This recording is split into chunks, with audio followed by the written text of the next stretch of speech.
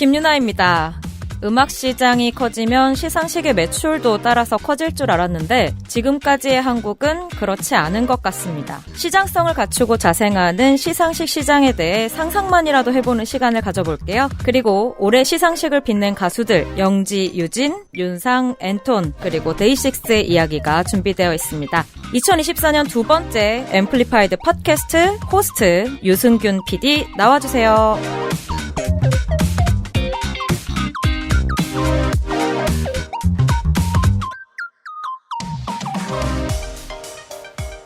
반갑습니다. 24번째 앰플리파이드 팟캐스트입니다. 그리고 김윤아 평론가 반갑고요. 네, 안녕하세요. 올해부터는 제가 시상식에 대한 이야기를 연초에 최대한 많이 하려고 마음을 먹었습니다. 대한민국 대중음악상의 접근법과 제 접근법이 좀 다릅니다. 최대한 시장 친화적으로 가면 한국의 시상식은 이럴 리 없다 라는 얘기를 하고 싶어요. 어떻게든 시상식이 시장 안에 제대로 시장주의 안에 들어갔으면 좋겠어요. 오늘은 그 얘기를 제가 조금씩 해보겠습니다. 자, 볼트와 첫 곡의 차이는 뭐냐라는 말씀을 하시는 분들이 더러 계십니다. 볼트는 우리 메인 게스트가 생각하는 옛날 노래고요. 첫 곡은 그냥 제가 좋아하는 노래입니다. 저를 시상식에 엄청나게 관심을 가지게 만들어준 노래를 선곡해봤습니다. 미트로프의 1994년 곡 Rock'n'Roll Dreams Come Through입니다.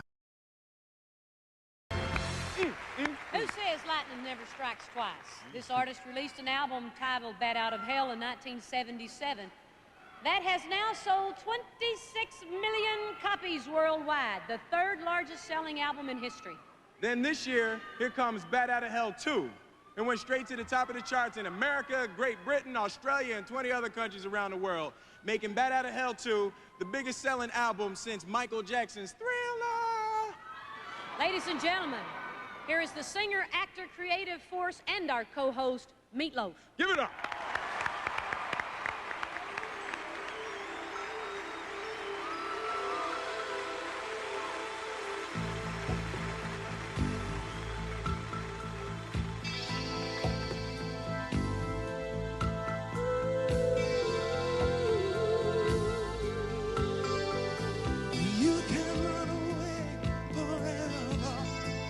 There's nothing wrong with getting a good head start.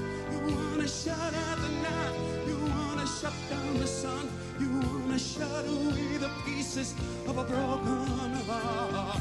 Think of how we lay down together, we'd be listening to the radio, so loud and so strong. Every golden nugget coming like a gift to the gods. Someone must have blessed us when he gave us those songs. Oh. I treasure your love, I never wanna lose it. You've been through the fires of hell, and I know you got the ashes to prove it.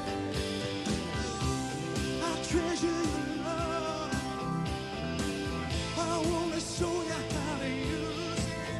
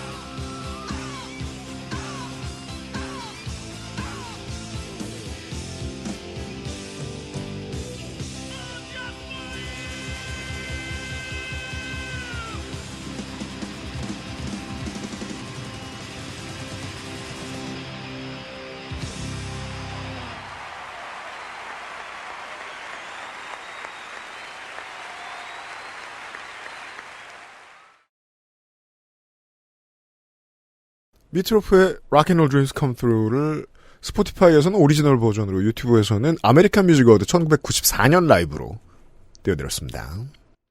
김윤아 평론가가 이 노래를 듣는 도중에 궁금해했습니다. 왜 이 노래냐? 저도 정확히 그렇게 말씀하신 건 아닙니다만. 그렇죠. 이 무대에 어떤 게 우리 DJ님을 현혹시켰느냐. 네. 다시 그 의미를 생각하게 되더라고요. 시상식은 왜 보나? 내가 음악을 아무것도 모르는데 시상식 무대는 제일 화려하게 하니까 그래서 보나? 소수 있어요. 네. 저관여층이라고들 합니다. 네. 시사용어로는 스윙보터라고 하죠. 그런 분도 있습니다. 하지만 저처럼 누군가의 팬이었던 사람들은 누군가의 팬이었기 때문에 시상식을 보는 거였어요. 내가 사랑하는 그 아티스트가 무대? 라이브를 하나? 상 받나? 이런 게 궁금해서 보는 거잖아요. 얼마 전에 처음 느낀 거예요. 작년 말에 더 게임 어워즈 라이브 스트리밍을 보는데 제가 한 10수년, 거의 한 20년 만에 너무 흥미롭게 본 시상식이었던 거예요. 왜냐면 이제 작년에 했던 게임 중에 이게 내가 가장 재밌게 했던 게 올해 게임을 타나? 그쵸. 그리고 관련된 음악 퍼포먼스가 중간에 있는데 그거 보려고 너무 신나는 거예요. 94년은 저한테 그랬거든요. 네. 미트로프는 미국 그리고 전 세계로 통틀어봐도 남자 솔로 가수 중에 피지컬 앨범을 가장 많이 판 순서로 언제나 5손가락 안에 드는 인물입니다. 한국의 팬들이 워낙 몰라줘서 그렇지. 이 베라러벨 2 앨범도 1,500만 장이 팔렸습니다. 전 세계적으로. 제2의 전성기였죠. 네. 저는 이때 미트로프를 처음 알았고 오페라에 가까운 락이란 이런 거구나. 락 뮤지컬의 전설들이 만든 음악은 이런 거구나를 처음 알게 됐었거든요. 음악을 이렇게 알고 난 다음에는 라이브를 어떻게 해도 상관이 없어요. 이 사람이 라이브를 하면 되는 거예요. 덕이란 그렇죠. 네네. 2020년대나 1990년대나 마찬가지였을 겁니다. 그럼 그 다음 질문은 그거죠. 한국은 전 세계에서 사랑하는 덕후들이 이렇게 많은 가수들을 정말 많이 가지고 있는데 왜 장사가 안 되지? 시상식이? 사실 이런 말도 하면 안 되는데 하고 싶어요. 왜 촌스럽게 방송국 이름 붙어있지? 시상식에. 아직까지? 왜 MBC 가요대제전이어야 되지? 하는 생각을 평생 떨쳐버릴 수 없습니다. 시상식에 대한 얘기들을 좀 할 겁니다. 네. 미트로프의 Rock'n'Roll Dreams Come Through로 2024년 두 번째 앰플리파이드 팟캐스트 시작했습니다. 노래를 안 틀었는데 튼 척하고 제가 다시 나타났다면 여러분들은 아이튠즈나 구글 팟캐스트 아니면 팟빵 경우에 따라 유튜브를 이용하고 계신 겁니다. 스포티파이 유료 세션 혹은 광고 세션을 제외한 모든 온라인 모바일 플랫폼은 대개 타인의 노래와 뮤직비디오를 쓸 수 없습니다. 아이튠즈와 팟빵은 불가능에 가깝고요. 유튜브는 저희가 비사이로 막 피해 다니고 있습니다. 모든 곡을 틀지 못하는 주에는 플레이리스트 서비스를 따로 하고 있고요. 올해부터 앰플리파이드 팟캐스트가 자막 서비스를 개편했습니다. 이제 구글이 알고 있는 모든 언어로 자막 서비스가 될 테니까 모든 민족과 인종의 덕후 여러분 많이 들러주시길 바랍니다. 선곡표는 방송의 크레딧 그리고 XSFM 소셜을 참고해 주시고요. 음악을 듣고 음악 이야기하는 앰플리파이드 팟캐스트입니다. 24년의 첫 번째 차트 확인하겠습니다.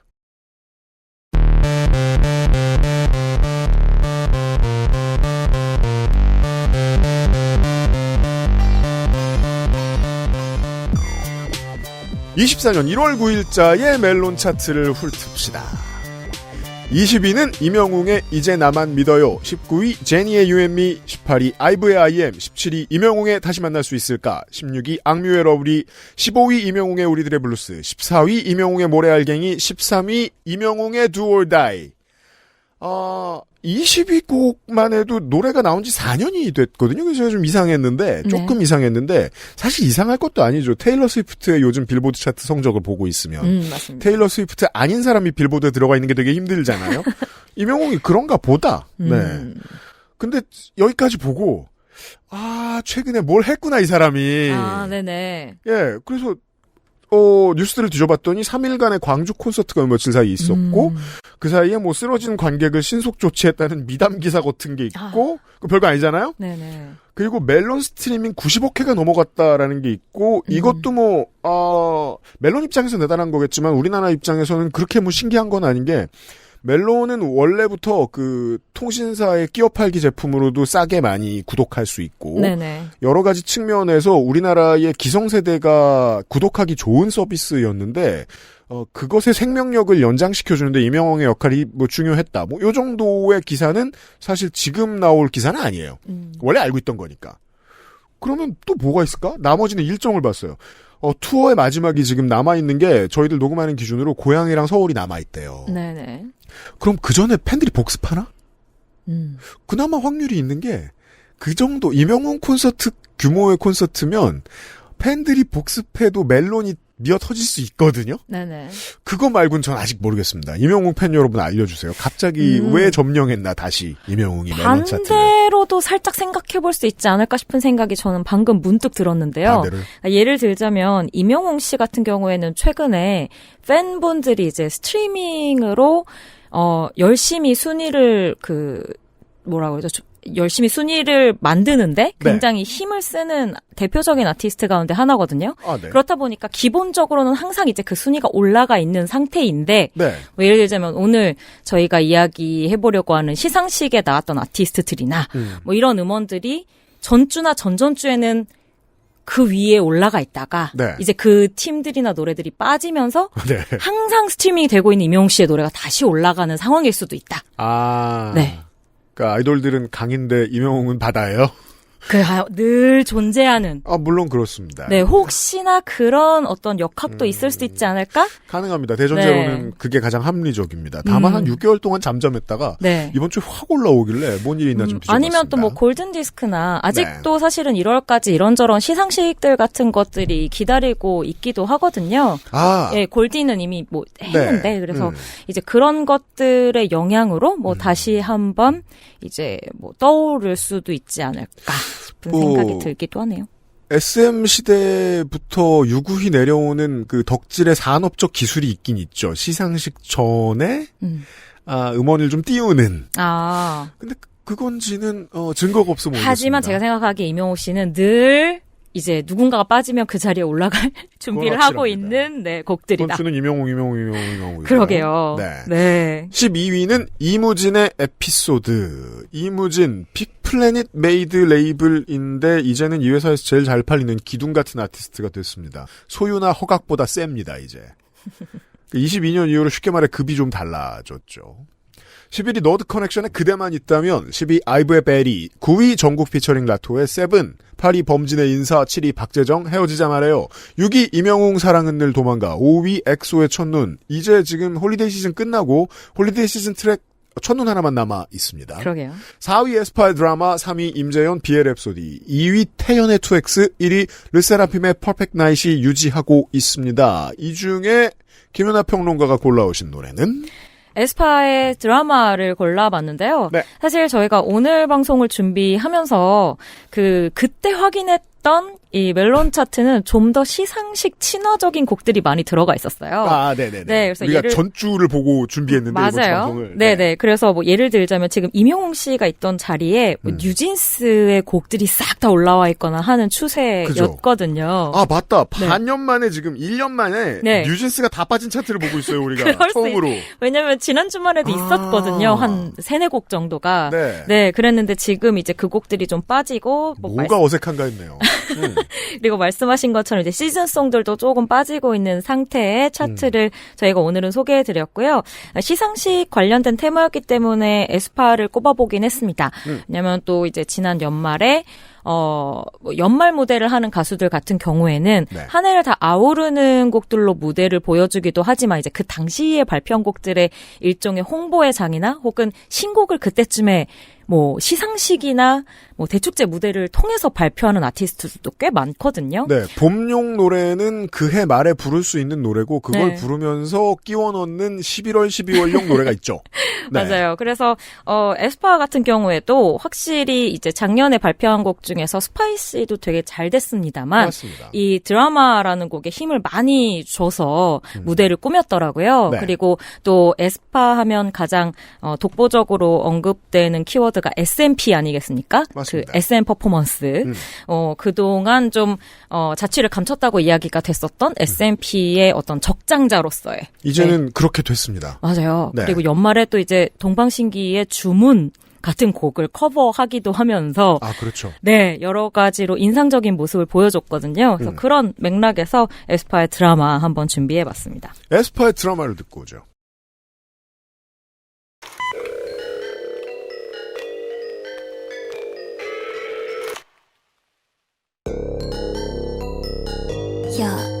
Yeah, I'm the drama. Ziggy ziggy zag, I'm new. Cause I go picky picky, but it's true. 날카로운 눈 안에 비친 toxic. 내 본능을 당겨 zoom. Hold up, what? Oh my god. You say what? 닥쳐, You better watch out. 우린 이미 cross and boom. 달려가고 있어, boom. La la like me when I roll. La la like me when I'm savage. La la like me when I go. La la like me when I'm pissed. Hold up.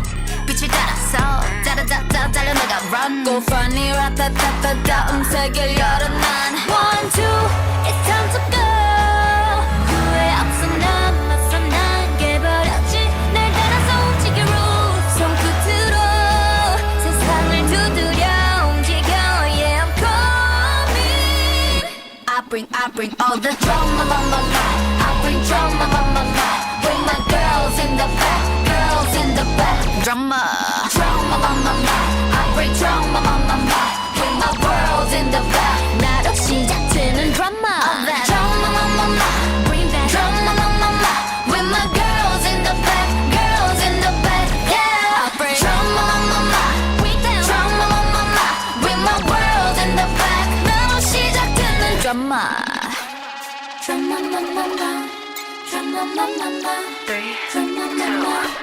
You know I've been kinda like 1, 2, 3 깜짝 놀랄 dancing 길을 거머쥔 주인공은 나 4, 3, 2 going down 쉽게 through 데자부 같이 그려지는 이미지 날 굳이 막지 마라 이건 내 드라마 도발은 굳이 안 막아 I'm a stunner 1, 2 It's time to go 타오르는 날 느껴 난 And I love it 새로워지는 rules 내 눈을 따 시작되어 It's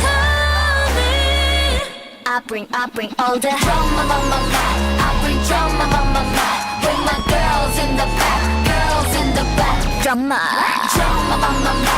bring drama Bring my world in the back 나로 시작되는 drama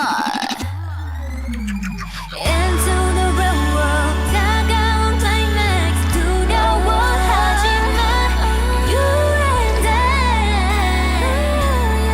함께 써내려가는 story 날카로운 바다도 No 한계를 뛰어넘어 every day I'm making my way out of the way I bring all the drama I bring drama With my girls in the back Girls in the back Drama I bring drama With my world in the back 나와 함께하는 drama You know I'm savage 거침없는 baggage 나를 둘러싼 그 여친 여정 속에 drama 내가 깨뜨릴 모든 drama 지금 시작되는 drama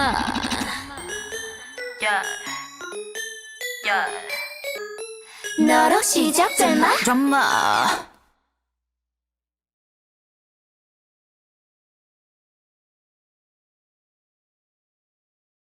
여전히 이게 SM의 전공 과목이긴 합니다. 네. 저는 이걸 이제 보통 예를 들어 제가 피지컬이 좋다라는 말을 가수한테 쓰면 네. 그건 보통 가창력의 문제인데 네. SMP식의 피지컬은 여기에 안무가 들어가야 되죠. 네. 예. 그래서 우리가 이제 태민을 보면서 그 분야의 끝판왕이라고 그쵸. 얘기하는 거고. 네네. 그때 본 그림자들 몇 가지가 지금 에스파의 드라마에서 보이죠. 예. 네. 구성도 되게 그냥 시상식 말고 네. 슈퍼볼 하프타임쯤 들어가면 아. 딱 멋있는 무대가 나올 두 색깔 무대에 사람 많이 들어가고 맞아요. 춤 되게 잘 춰야 되고 네네. 예.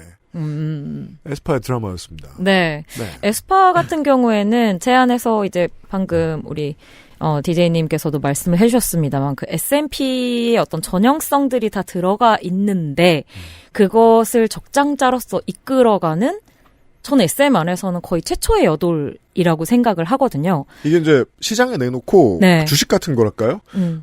이 선수가 잘 뛰는지 추이를 본 다음에 네네. 그 자리를 줘야 되나 말아야 되나를 생각할 텐데 네. 아니 만약에 뭐 되게 가부장적이야. 회장님이 이제 회장님 없지만 네.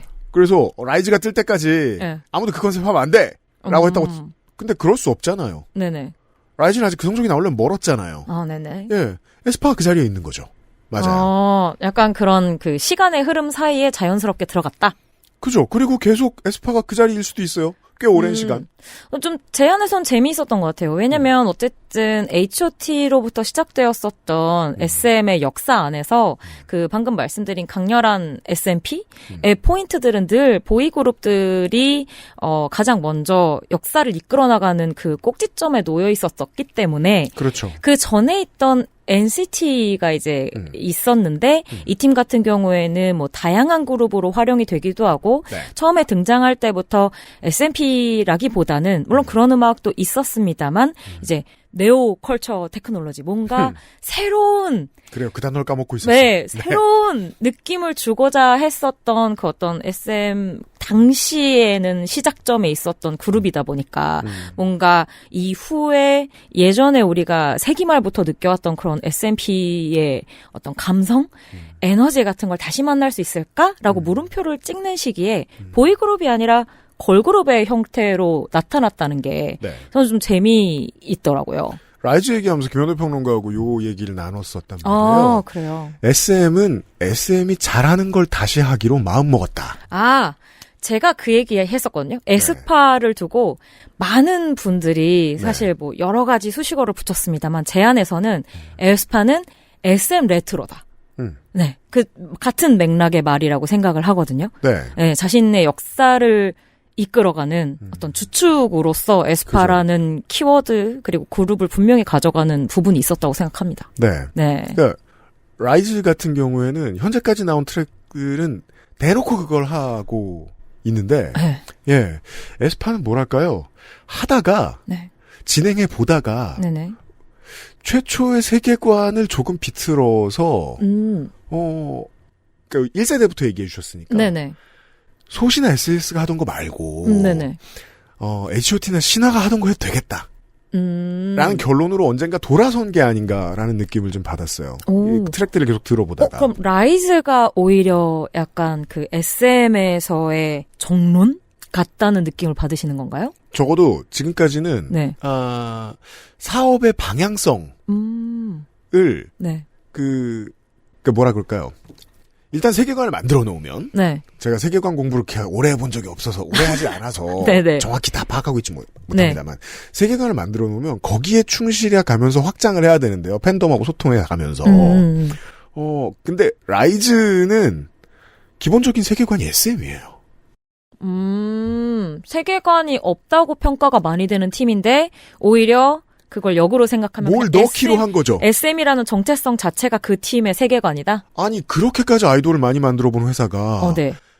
세계관 왜 얼마 안 넣었지? 거기 다른 걸 넣고 싶었던 거잖아요.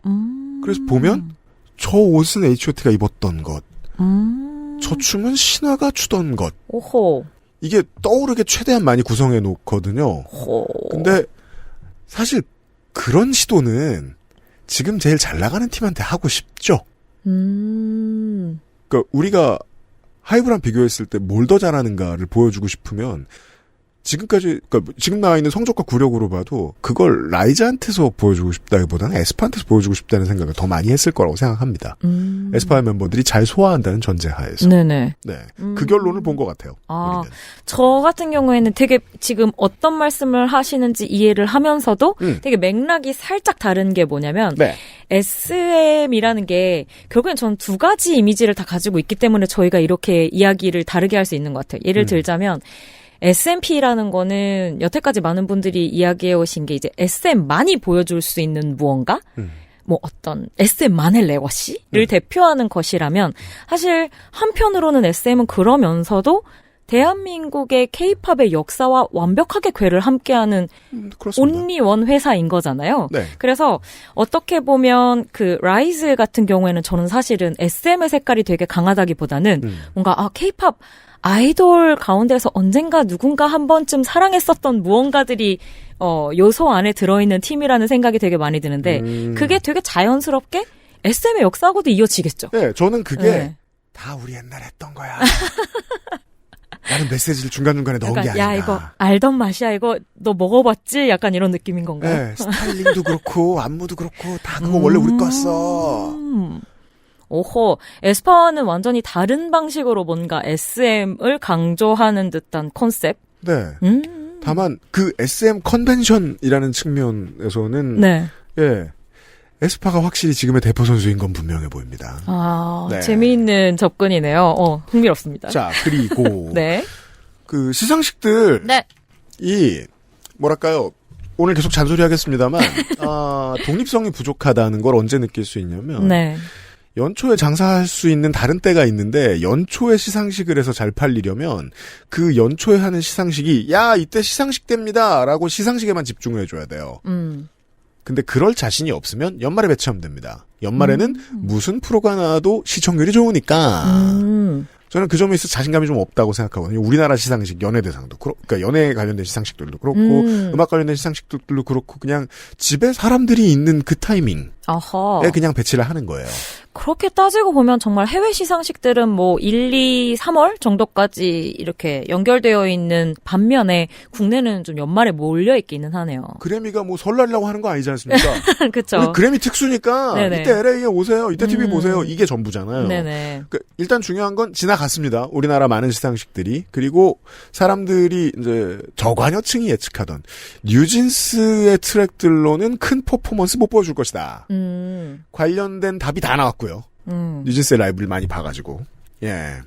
아무튼 우리나라 시상식들은 지금 다 지나간 상태입니다. 라이즈도 드라마를 끼워 넣었었죠.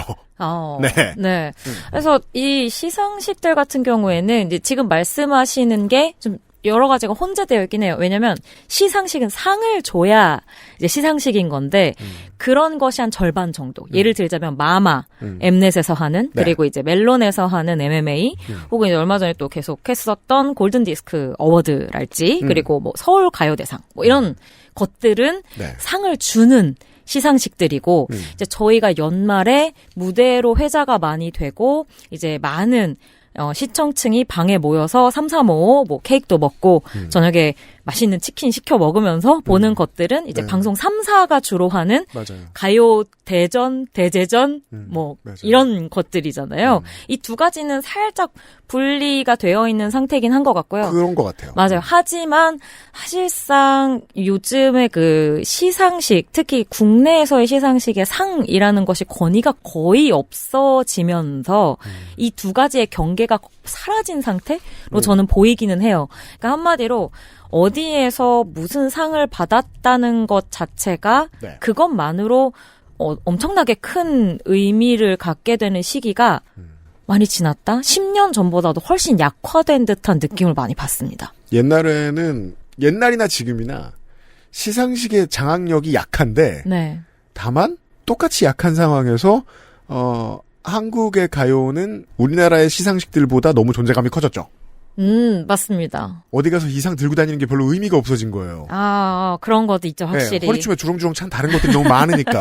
그죠. 뭐 해외에서의 좋은 반응들도 있을 거고, 저는 또 한편으로는 이제 그런 곳들에서 가장 많은 상을 국내외에서 받는 것들이 K-팝인데 이 K-팝이 뭐 그래도 한 10여 년 전보다는 많이 대중화가 됐고 유명한 팀들은 웬만한 분들이 다 인지를 하고 있다고 치더라도 일반 우리가 이야기하는 대중들과는 여전히 괴리가 있는 부분이 결국 이 시상식에 대한 관심 혹은 연말 가요 대제전 류의 방송들에 대한 어떤 뭐 시청률 관련이나 화제성 관련된 것들을 점점 하락시키는 요인이 아닐까 싶은 생각이 들기도 해요. 안 나옵니다. 네. 맞습니다. 양덕 여러분, 한국도 먹을과 덕후로 완벽히 구분되어 있습니다, 세상이.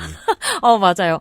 오히려 저는 한국이 그 강의 깊이가 훨씬 깊은 것 같다는 느낌을 받을 때가 많아요. 설명해 주세요. 그러니까 예를 들자면 지금 말씀하신 것처럼 해외 같은 경우에는 어차피 이 케이팝이라는 것에 대한 레거시가 형성이 되어 있지가 않은 상황이기 때문에 이것들이 뭐 갑자기 미디어에서 나오니까 그냥 삶처럼 받아들인다거나 그렇죠. TV에서 나오니까 자연스럽게 받아들인다거나 그렇죠. 약간 서브컬처? 네. 해외에서는 그런 것들이 한국보다 훨씬 우리 동네 친구 자유롭잖아요. 10명 있으면 케이팝 덕 하나 껴있을 하나 수 정도. 있어요. 그리고 그것 자체가 그렇게 낯설지 않은 부분이 있잖아요. 서브컬처에 대한 굉장히 좀 기나긴 역사들이 있지 않습니까? 해외는. 네. 근데 국내는 사실은 그 정도로까지 어떤 문화적인 풍부함이 갖춰지지가 않은 상황이었고 한국에선 내 친구 10명 있으면 그 10명 다 덕이든가 아니면 덕 없어요. 완전히 분리되어 있어버리네요. 네. 맞아요. 내 삶에 안 나타나요. 네, 그렇고 아니면 어떤 한 시기에 그것을 거쳐가는 것처럼 여기는 경우도 되게 많았던 것 같아요. 그러니까 뭐 10대, 뭐 20대 초반 정도까지만 좋아하는 게 아이돌 아니냐. 같은 게 워낙에 예전부터 형성이 되어 있다 보니까 그렇죠. 그 간극이 오히려 우리가 생각하는 그 대중들과 훨씬 격리된 개념이 되어 있다. 네. 라는 느낌을 받을 때가 많아요. 악뮤가 진행하는 음악 프로의 시청률이 높은 것과 비교할 수도 있을 것 같아요. 한국의 일반인 시장용 음악이 있고 전 세계에 팬이 많은 시장이 있고 네. 근데 방송사의 시상식은 80년대나 지금이나 패턴이 동일하고 그렇죠. 예. 네. 그때도 시청률이 안 나왔으면 지금은 더 안 나온다고 상정해야겠죠. 우리의 대화로 결론을 산출하자면. 네네. 예. 시장에 안착하는데 시상식은 꾸준히 실패하고 있는 겁니다. 한국에서는. 맞습니다. 그런데 또 슬픈 게 최근에 해외 시상식들도 사실 되게 위기라는 얘기 많이 나오는 거 알고 계시잖아요. 네, 그렇죠. 그리고 이제 그런 위기를 타파하기 위한 히든 카드들 가운데 케이팝 아티스트들이 있다는 이야기도 네. 사실 매해 지금 반복되어서 나오고 있는 실정인데 그럼에도 불구하고 뭔가 예를 들자면 그 해외 시상식들 같은 경우에는 어쨌든 수십 년 동안 이어져온 방금 말씀하신 어떤 똑같은 포맷이랄지 그리고 가지고 온 어떤 명성, 권위 같은 것들이 아직은 있다 보니까 그렇죠. 그걸로 마치 한국의 한국 대중음악상처럼 뭐 그런 명맥이라도 이어오고 있는 듯한 느낌이 있다면 네. 국내 시상식 같은 경우에는 뭐 이것도 저것도 아닌 상황에서 그냥 길을 완전히 잃어버린 것 같다는 생각이 들 때가 너무 많아요. 시상식의 명맥은 네. 그 시상식이 시장하고 활발하게 대화를 해서 시상식이 시장성을 갖추면서 생기는 거라고 생각해요. 맞아요. 그래미가 허구한 날 욕먹지만 그래미는 결국 시상에 관심을 가질 만한 사람들이 최대한 늘어날 만한 선택을 어떻게든 하는데 그러자면 엄청난 집중력과 고급 인력 다수가 필요한데 우리나라에는 시상식에 그런 힘이 모이지 않잖아요. 네, 그리고 저는 한편으로는 또 그렇게 따지고 보자면 이 시상식이라는 게 어쨌든 1년 정도를 대상으로 하고 있는 것이기 때문에 그동안 진짜 전문 인력들이 그 시간을 계속해서 따라가면서 탄탄하게 우리 시상식만의 어떤 목적이라든지 맥락 같은 것을 뚜렷하게 보여주어야 네. 그 시상식의 의미가 살아나고 그 시상식을 귀하게 여기는 사람들이 늘어난다고 생각을 하는데 국내 같은 경우에는 그냥 인기 가수를 어떤 시상식이 어떻게 모셔올 수 있느냐. 그죠? 여기에만 초점을 계속해서 맞추다 보니까 결국에는 뭐 이것저것도 남지 않는 쭉정이만 되어버리는 경우들이 많고 인기 가수를 섭외를 한다고 해도 그 팬들을 좀 스트레스 받게 만드는 뭐 투표의 방식도 그렇고 예를 들자면 그 시상식을 보러 가는 어떤 환경에 있어서도 그렇고 그런 좀 악순환을 계속해서 반복해온 게 지난 한 10여 년간의 국내 시상식들의 흐름이 아니었나 싶어서 개인적으로 저는 음악을 너무 좋아하고 시상식도 그래서 당연히 좋아하는 사람으로서 많이 좀 아쉽습니다. 오늘은 그 디테일까지는 안 들어가긴 할 것 같은데 네. 제가 김영대 씨하고 지난주에 김영대 평론가하고 그 얘기했었잖아요. 네. 시상식이 전당대회가 된다. 예. 섹션별로 A 후보, B 후보, C 후보를 지지하는 지지자들을 잘 이렇게 모아놓고 네네. 이 정도를 한다. 근데 원래대로면 보통의 행사들처럼 돈 받고 표 팔면 되는데 한국은 그걸로 시장성을 확보해본 적이 없으니 그럼 옛날에 리틀엔젤스에서 하던 것처럼 해? 그건 작아서 못해. 그럼 돈 네. 받고는 채울 수 있어? 돈 받고는 또 못 채워. 이러니까 계속해서 해외로 나가고 맞습니다. 외국에서 네. 그냥 장사가 더 잘 되니까. 그렇습니다. 예. 해외에서는 그게 뭐 시상식이라는 이름으로 열립니다만 대부분 그런 정상급의 K-팝 스타들이 모여서 합동 콘서트를 하는 것 같은 그렇죠. 그림으로밖에 나올 수가 없기 때문에 사실 저는 잘 모르겠습니다. 올해 같은 경우에도 시상식들은 대부분이 해외에서 열렸거든요. 적어도 도쿄돔에서 하는 마마는 맞습니다. 한국 팬들만 좋아한 한국의 대중가요 무대가 나오기는 힘들어요. 그럴 수 있죠. 맞습니다. 그리고 뭐 서울가요대상이 방콕에서 열렸고 그리고 골든디스크도 인도네시아에서 열렸거든요. 그래서 이것이 단순한 접근으로 보자면 이제 티켓을 좀 비싸게, 심지어 네. 그냥도 아닙니다. 좀 비싼 가격으로 팔 수 비싸겠죠. 있다. 네. 네.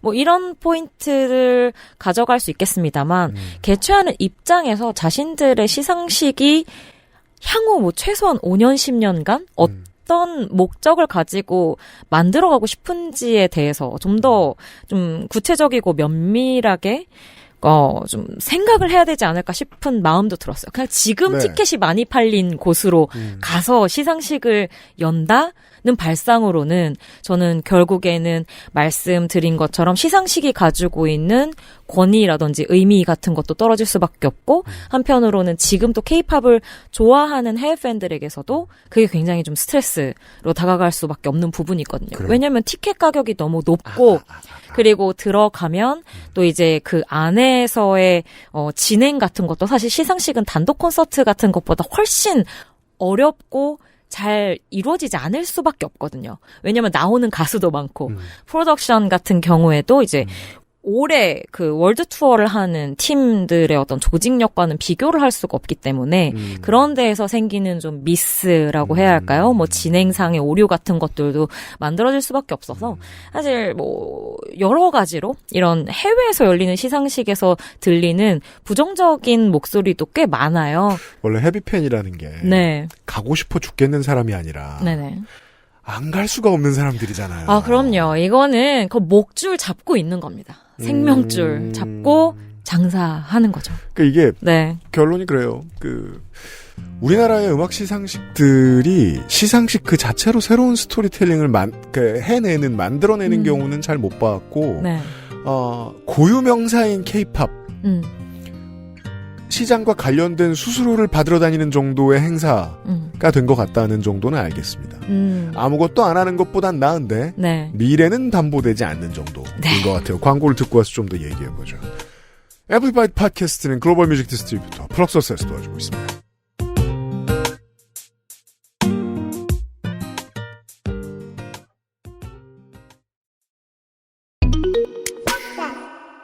우리 오빠들 이번 신곡 대박이지? 외국에서도 대박 나겠지. 당연하지. 플럭서스랑 같이 하잖아. 플럭서스? K-팝의 해외 진출은 플럭서스가 함께합니다. 애플 뮤직, 스포티파이, 유튜브, 글로벌 스트리밍 서비스로 전 세계 실시간 음원 배급, 프로모션까지 함께하는 플럭서스. K-팝이 세계를 만나는 길. 그 곁에 플럭서스가 있습니다. K-팝 넘버원 서포터 플럭서스.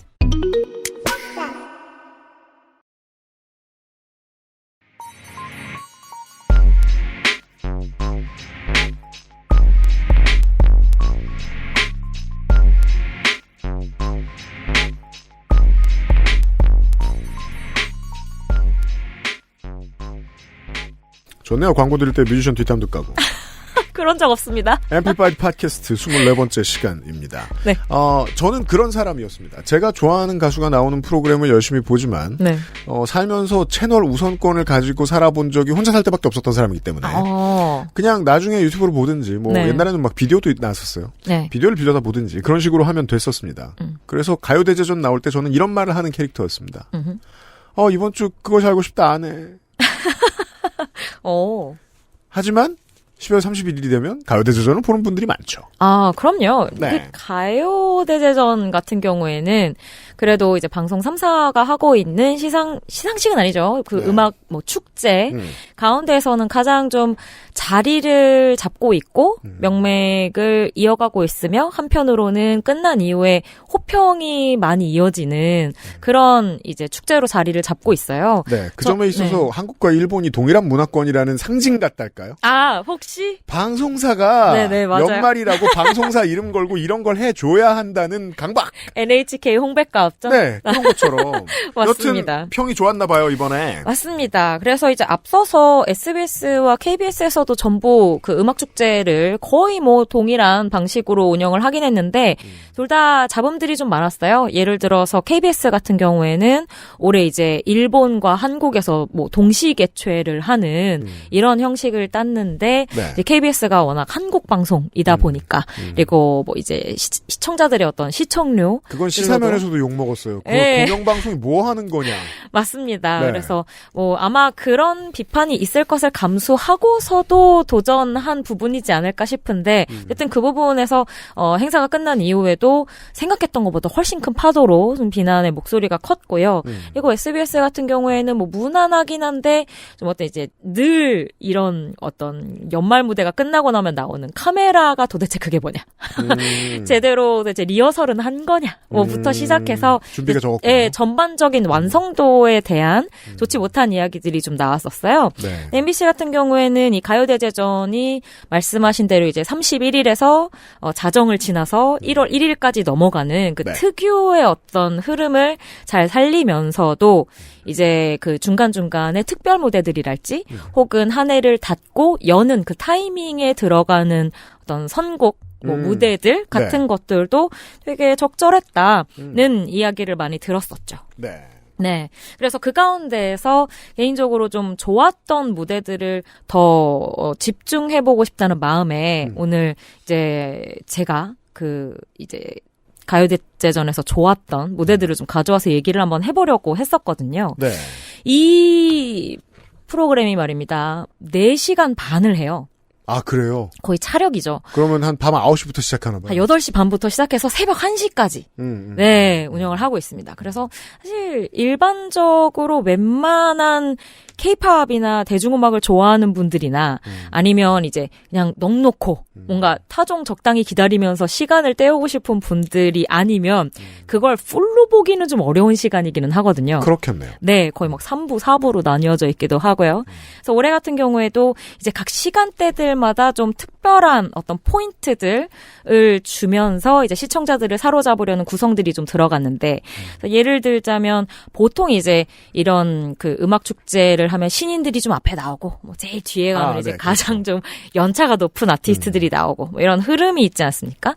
이 가요대제전도 비슷하면서도 예를 들자면 뭐 9시나 10시 때에는 대중인지도가 좀 높은 뭐 이영지 씨나 혹은 아이브의 유진 씨 두 분이 또 같이 그런 예능 프로그램에 출연하면서 사랑을 받고 있기도 하니까요. 이런 친구들끼리 만드는 무대랄지 아니면 이제 한 해가 넘어가기 전에는 좀 희망차게 마무리할 수 있는 제가 오늘 데이식스의 노래를 관련해서 한번 소개를 해드리려고 하는데 그런 좀 긍정적인 메시지를 담고 있는 네. 노래들의 메들리 무대를 준비한달지 그리고 이제 자정이 넘고 타종하고 바로 나오는 무대 같은 경우에는 뭐 용띠 아티스트들을 같이 콜라보레이션을 시켜서 올해는 이제 또 용용즈라고 붙여서 스트레이키즈의 현진 씨 그리고 있지의 예지 씨가 같이 콜라보 무대를 한번 했거든요. 네, 그런 느낌으로 이제 한 해 가요계를 아우르면서도 이제 그 31일과 1일을 즐길 수 있게 좀 다양한 세대도 눈을 맞출 수 있게 만드는 그 기획의 묘가 빛났다. 아, 네. 네, 라고 말씀드릴 수 있지 않을까 싶습니다. 네. 그런 아이템 생각한 PD는 본인도 되게 잘했다고 생각해요. 아마 끝나고 좀 기사들이 괜찮게 나와서 뿌듯하지 않았을까 네. 싶네요. 우리는 Born This Way를 들을 텐데. 아, 맞습니다. 저희가 지금 확보할 수 있으면 네네. 이영지 안유진의 노래를 틀어드리고 싶은데 가능한가요? 어려운 걸로 알고 있습니다. 지금까지는. 그쵸? 네네. 네. 이 무대가 그 영지 씨와 유진 씨가 비욘세 엔드 오브 타임 그리고 그 Born This Way를 같이 리믹스를 해서 한 4분여짜리 무대를 특별하게 꾸민 거거든요. 우리는 높은 확률로 네. 원곡을 일단 듣고 와서 얘기 나누죠. 좋습니다. 네.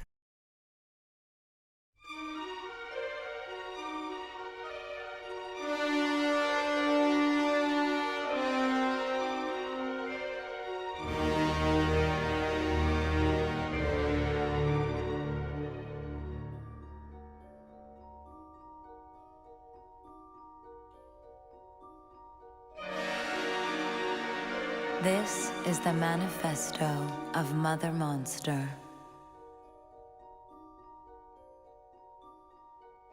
On Goat, a government-owned alien territory in space, a birth of magnificent and magical proportions took place. But the birth was not finite, it was infinite. As the wombs numbered, and the mitosis of the future began, it was perceived that this infamous moment in life is not temporal, it is eternal. And thus began the beginning of the new race, a race within the race of humanity, a race which bears no prejudice, no judgment, but boundless freedom. But on that same day, as the Eternal Mother hovered in the multiverse, another more terrifying birth took place, the birth of evil.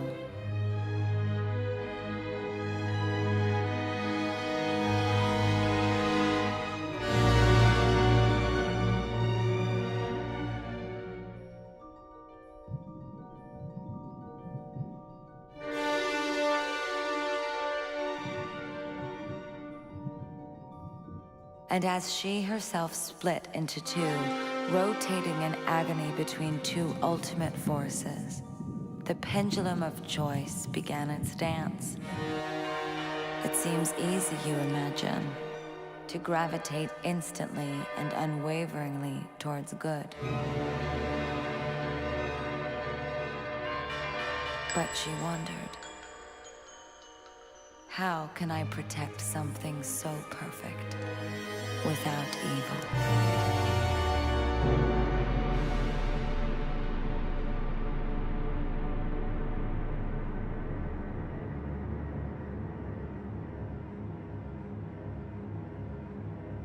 It doesn't matter if you love him or capital H-I-M.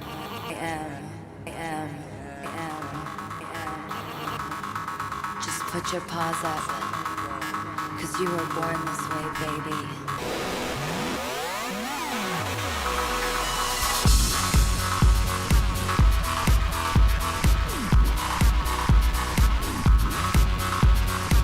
My mama told me when I was young, we're all born superstars. She rolled my hair, put my lipstick on, in a glass of her boudoir. There's nothing wrong with loving who you are, she said, 'cause he made you perfect, babe. So hold your head up, girl, and you'll go far. There's nothing left to say.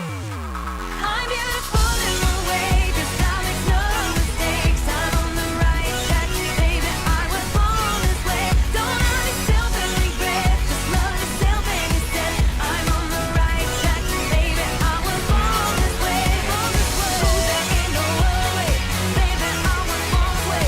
Baby, I was born this way, born this way. Oh, there ain't no other way, baby, I was born this way.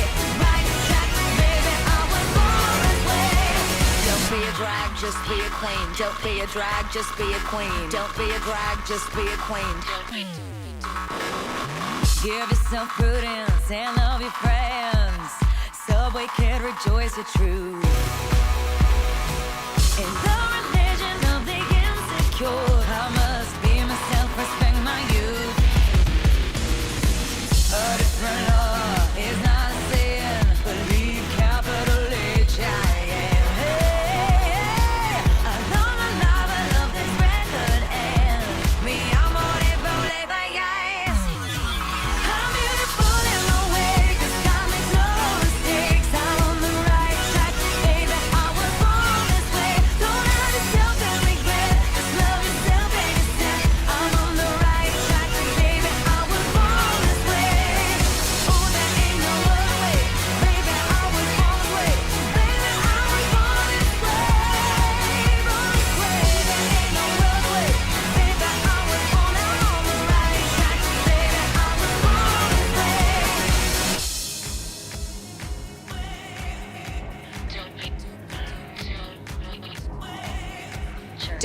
drag, just be a queen. Whether you're broke or evergreen, your black, white, beige, chola descent, you're Lebanese, you're Orient. Whether life's disabilities left you outcast but leader teased, rejoice and love yourself today, cause baby, you were born this way. No matter gay, straight or bi, lesbian, transgender life, I'm on the right track, baby, I was born to survive. No matter black, white or beige, chola or Orient made, I'm on the right track, baby, I was born to be brave. I'm beautiful in my way, cause God makes no mistakes. I'm on the right track, baby, I was born this way. Don't judge yourself and regret, just love yourself and yourself. I'm on the right track, baby, I was born this way, yeah. Ooh, there ain't no other way, baby, I was born this way.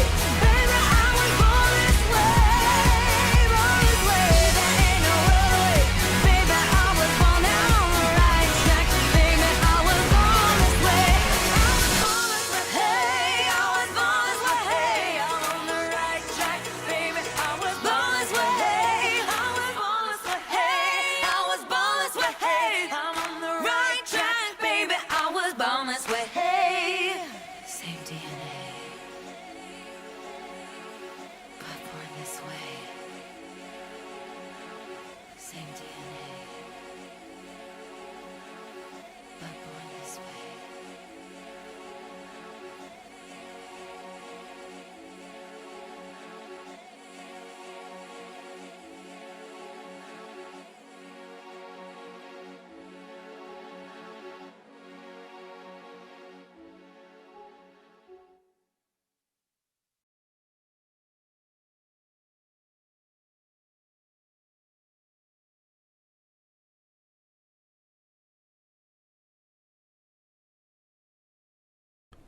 화를 내야죠. 저는 소속사들이 이거 그 비싼 로펌을 동원해서 방송사들 소송해야 된다고 봅니다. 갑자기 화를 내신다 그래서 깜짝 놀랐습니다. 뭐 김연아 평론가 되겠습니까? 네. 아니 이게 왜 퍼지지 못하게 하는 거예요? 예, 저희는 지금 이 스튜디오 안에서는 네네. 이영재 안유진의 라이브를 봤는데 네네. 이거 찾아보시기 엄청나게 힘듭니다. 국내 포털 몇 군데에서 무슨 버전도 다른 걸로 네. 나와 있고요. 네네. 무대하고 요즘은 무대하고 조명이 붙어 있죠. 무대 조명을 만드는데 아파트 수십 채 규모의 물건들이 들어가고요. 네네. 전기도 어마어마하게 들어갑니다. 이거 만드는 거 우리나라 수준 엄청 높아요, 사실. 아까 해프타임 쇼 얘기했죠. 네. 슈퍼볼. 그 정도 부럽지 않게 무대 구성할 수 있어요. 그렇게 무대를 만들고, 그리고 연습을 저렇게 많이 해온 이제 스타들과 그 주변 스태프들의 노력이 이날의 축제가 끝나면 아예 없어지게 만드는 재주가 있어요. 우리나라 방송사들은. 이게 뭐 하는 짓입니까? 찾을 수도 없게 해놨어요. 좀 방송분 영상을 유튜브에서 찾기가 힘들다고 하시더라고요. 네. 저희는 그래서 못 틀어드린 걸로 알고 있습니다. 높은 확률로 못 틀어드렸을 거예요. 제가. 그러니까요. 그래서 그 부분에 대해서 아마 뭐 불편해하시는 분들이 많으셨을 텐데, 이게 아마 다 방송사들과 여러 다른 서비스들과의 계약 때문에 그런 상황이 벌어져 있을 가능성이 되게 많은데, 저는 그게 되게 좀 아이러니한 것 같아요. 왜냐면 결국에는 이런 아티스트들이 막 이렇게 커다란 무대에서 그 언제보다도 좀 빛나는 모습을 보여줄 수 있는 상황이 K-팝이라는 것이 세계에서 사랑을 받으면서 안방까지도 가능해진 상황임에도 불구하고 네. 그것을 다시 세계로 내보내려고 하는 데 있어서는 국내의 법 때문에 여러 가지로 뭔가 제한 사항이 생긴다는 것 자체가 좀 재미가 없지 않나. 네. 좀 요즘 스타일이 아니다. 는 생각을 많이 하긴 합니다. 네. 네. 그러니까 꼭 방송사 사람들이 게을러서 구식이라서 이 정도로만 말하는 거는 문제의 본질에 대한 정확한 접근이 아니고요. 네. 그러니까 요런 열쇠도 있어요. 회사들이 되게 커지고 있는데 기획사들도 그렇고 방송사들도 그렇고 음원 사용 및 이제 퍼블리싱, 디스트리뷰션 관련된 변호사들이 많이 안 나와요, 한국이. 왜냐하면 커진 규모에 비해서 이거 고정하고 전담하는 변호사들한테 돈을 써야 되는데 그걸 안 하고 있어요. 이게 돈을 한 번 안 써본 분야는 계속 안 써보게 되잖아요. 써보고 좋다는 걸 알아내는 건 매우 개혁적인 일인데 네. 그런데 안 쓰던데 돈 함부로 쓰게 못한단 말입니다. 회사들이. 그러니까 방송사들도 시상식 주최 측도 기획사들도 이런 문제를 일사불란하게 클리어를 해서 축제를 준비하는 게 원래는 답인데 네. 안 해봐서 못하는 것 같아요. 그리고 안 해보다 보니까 우리나라의 변호사들도 내가 이 업계에 들어와서 저런 일을 해보고 싶어라고 생각하는 사람들이 좀 늦게 나오죠. 최근에 조금 있는데 진짜 극소수예요. 네네. 네. 맞아요. 오히려 늘 그 케이팝이 세계로 진출하는 것에 대한 이야기를 할 때는 가장 늦게 따라오는 어떤 법과 제도와 관련되어 있는 한계 상황 네. 같은 것들의 이야기가 제작사들도 그렇고 아티스트들도 그렇고 늘 언급이 되는 부분이거든요. 그것이 가장 늦게 따라오는 것이 어쩔 수 없는 일이긴 하지만 어쩔 수 없다는 핑계를 대면서 점점 시간을 늦출 이유는 전혀 없을 것 같다는 생각이 들고요. 그죠. 말씀하신 것처럼 네 괜히 마음만 막 한국의 뭐 문화가 세계에서 사랑받고 이런 것만 품고 있지 말고 네, 실제로 세계와 소통할 수 있게 저는 무조건 노출하고 내보내는 것이 지금의 시장 흐름에는 맞다고 생각을 하는 그죠. 편이라서요. 네. 네, 특히 이 좋은 무대 같은 것은 무조건 필수로 전 세계 분들이 봤으면 좋겠다. 아니 1994년 아메리칸 뮤직 어워드 클립도 볼 수 있는데 그러니까요, 유튜브에서. 이거 못 찾습니다. 아, 20년 것도 21년 것도 19년 것도 못 맞아요. 찾을 거예요. 우리는. 좀 너무 아쉽기도 하고요. 그리고 네. 예를 들자면 저는 조금 전에 이런 Born This Way 같은 곡을 편집 없이, 그러니까 원곡 그대로 같이 부른 이 친구가 영지 씨랑 유진 씨. 지금 이제 뭐 한국뿐만이 아니라 세계적인 이 비슷한 세대 안에서도 큰 사랑을 받고 있는 여성 아티스트들이라는 거에 좀 주목을 하고 싶은데요.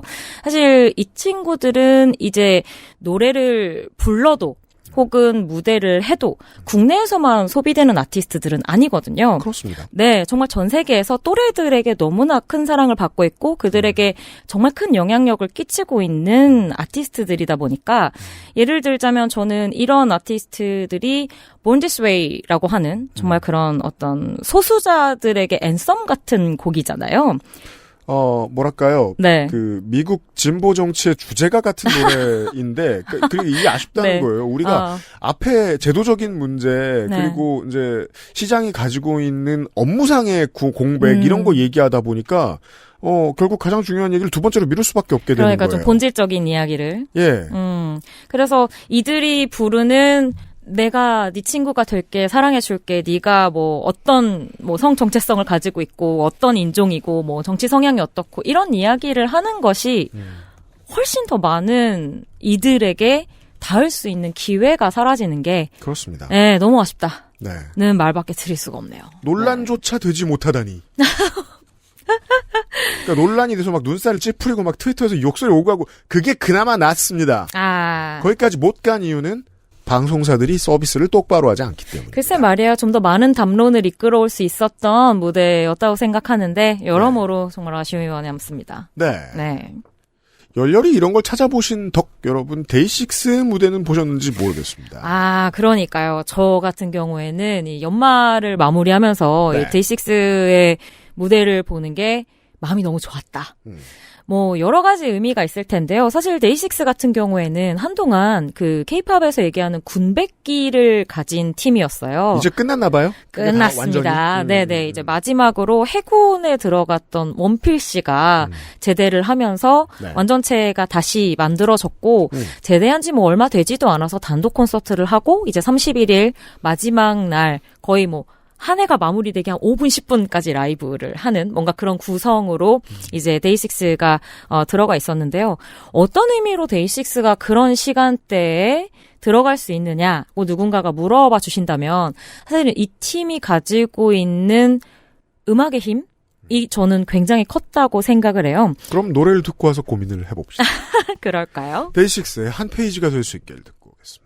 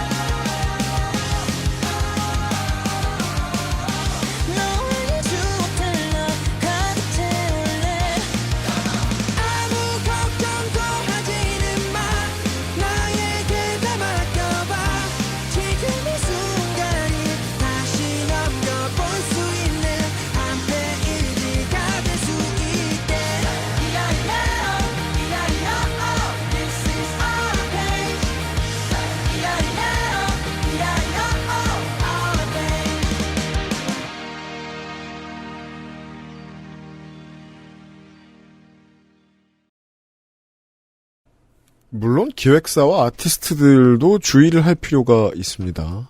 무대를 어떻게 짜도 자기 노래를 부르면 모든 행정적 절차가 간소해지죠.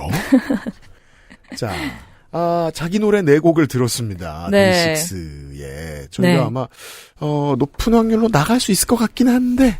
부탁드립니다. 네, 저희가 한다고 다는 아니고 저희는 지금 이 방안에서는 데이식스의 MBC 가요대제전에서의 라이브를 봤습니다. 종기 네. 예뻤어 행복했던 날들이었다 한 페이지가 될 수 있게 세트를 봤습니다. 맞습니다. MBC 가요대제전 23년 방송에서 호평을 받았던 트랙들을 네. 소개해 주시고 계십니다. 네.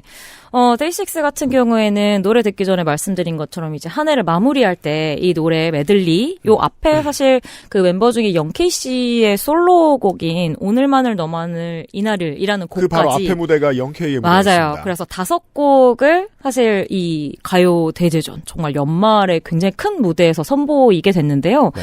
여러 가지의 포인트들이 있었던 것 같아요. 우선은 이 팀이 앞서 말씀드린 대로 완전체로 오랜만에 다시 뭉쳤다.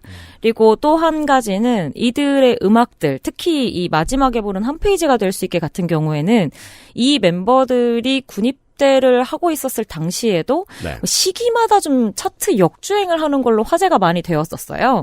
예를 들자면 좀 힘이 필요한 수능 직전 혹은 또 최근에는 1월 1일에 듣는 좀 힘찬 노래들 같은 것에서도 절대로 빠지지 않는 좀 에너지를 다방면으로 전달하는 곡이다 보니까 이런 여러 가지 이슈들에서 좀 낙점이 된 게 아닌가 싶은 생각이 들고요.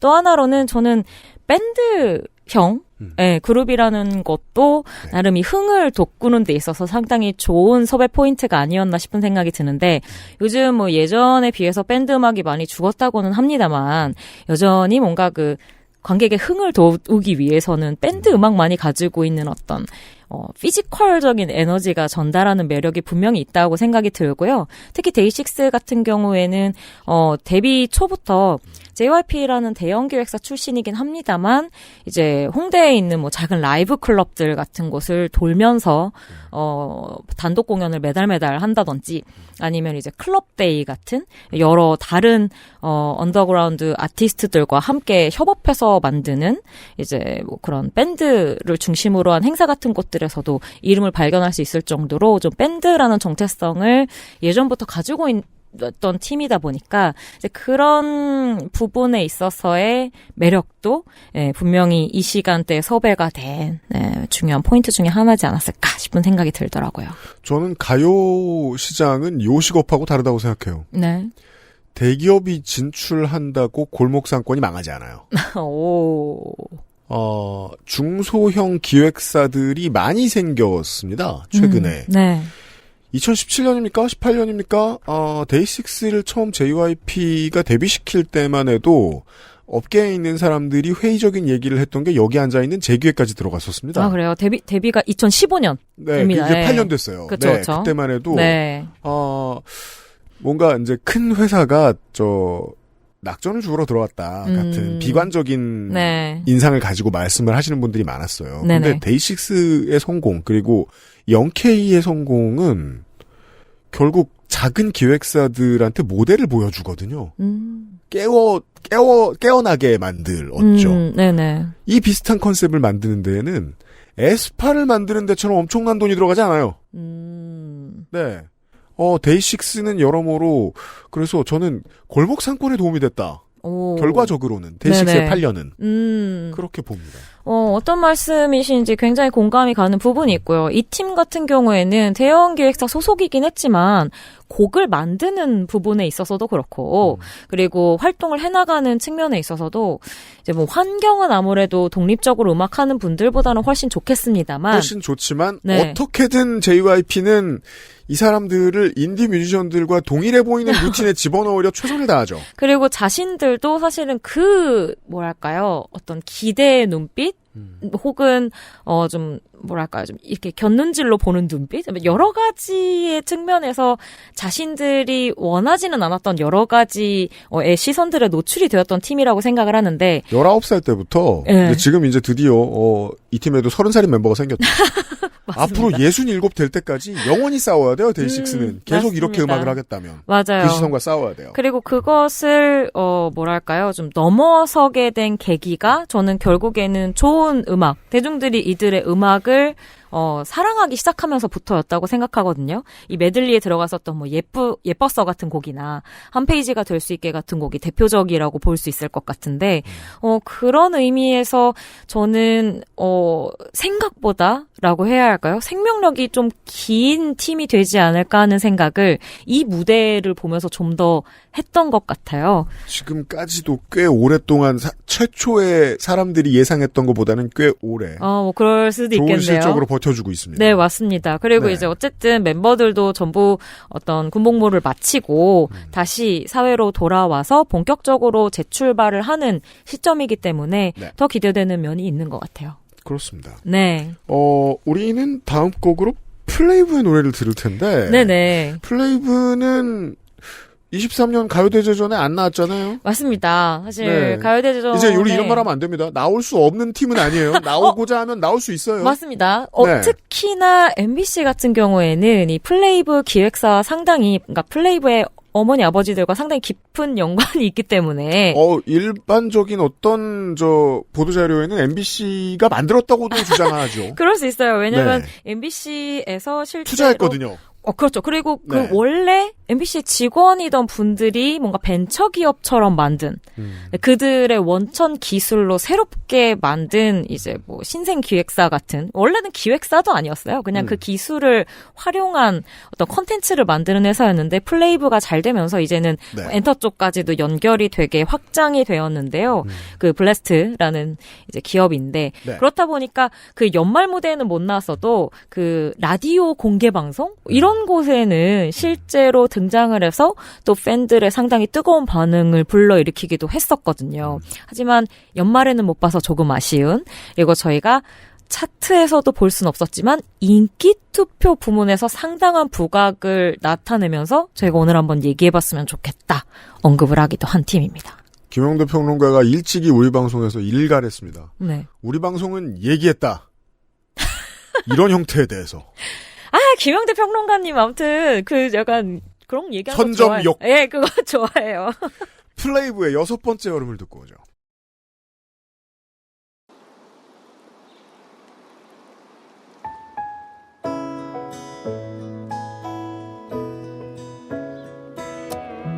영원을 말해줘 꿈이 아니기를 온도 속을 지나면 반짝일 거라고 소나기가 내려오면 이건 잠시뿐일 거야 눈이 부신 그날의 기억은 기적이니까 좀 더 멀리 닿을 수 있을까 길고 긴 요정에 마침 별 찍을 수만 있다면 마지막 땀방울의 결말은 헛된 길이 아닐걸 잘 알아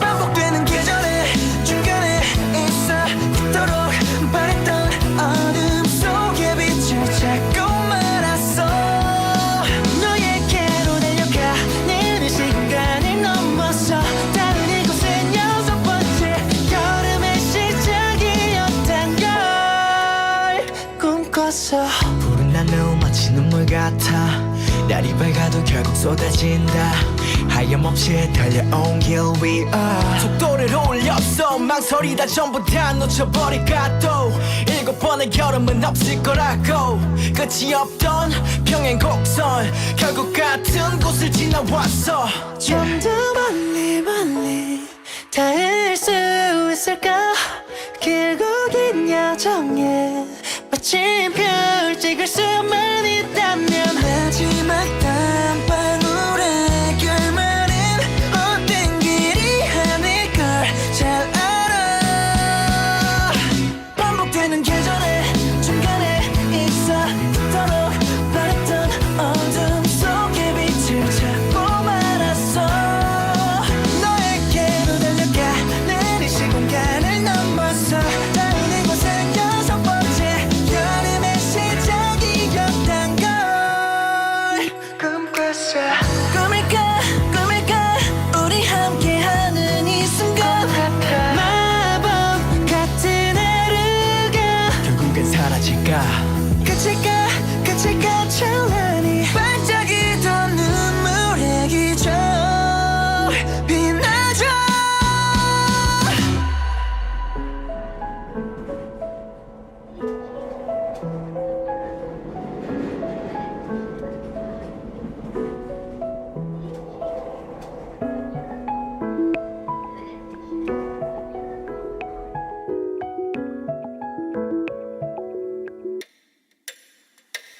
반복되는 계절에 중간에 있어 그토록 바랬던 어둠 속에 빛을 찾고 말았어 너에게로 달려가 이미 시간이 넘었어 당연히 이곳은 6번째 여름의 시작이었단 걸 꿈꿨어